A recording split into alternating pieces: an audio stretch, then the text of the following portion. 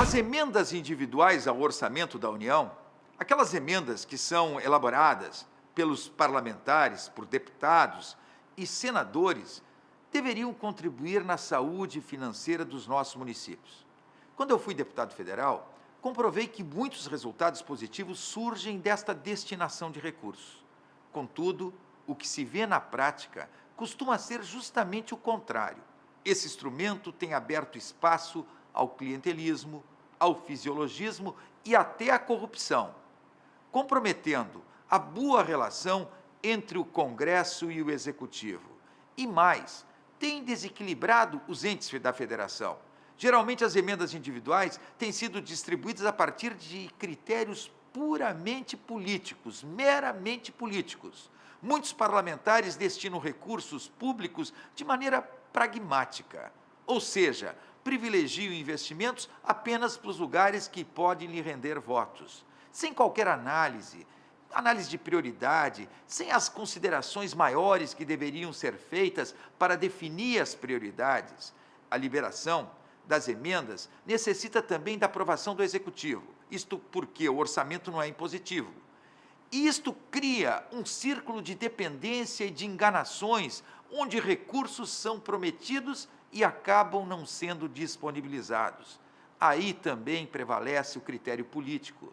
Os governistas costumam ter mais emendas liberadas do que os oposicionistas. Tal situação é mais uma contradição de tantas da nossa federação. Ela concentra recursos na União e transforma tanto estados quanto os municípios em reféns de repasses e fundos.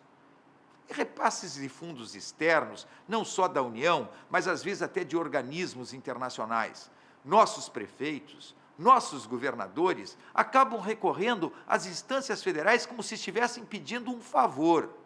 Isso se agrava em momentos mais urgentes, como agora, nos casos de desastres naturais que atingiram aí diversas cidades em todo o país. Ou seja, o dinheiro que saiu do caixa sem critério, aquele dinheiro que foi mal destinado, sem prioridade, termina fazendo muita falta na hora de uma necessidade real. As distorções provocadas pelas emendas individuais evidenciam a necessidade de uma mudança no atual pacto federativo. Precisamos definir claramente as atribuições, as competências de cada ente federativo e o que vai financiar essas competências. Estados e municípios devem contar com uma maior autonomia administrativa e financeira.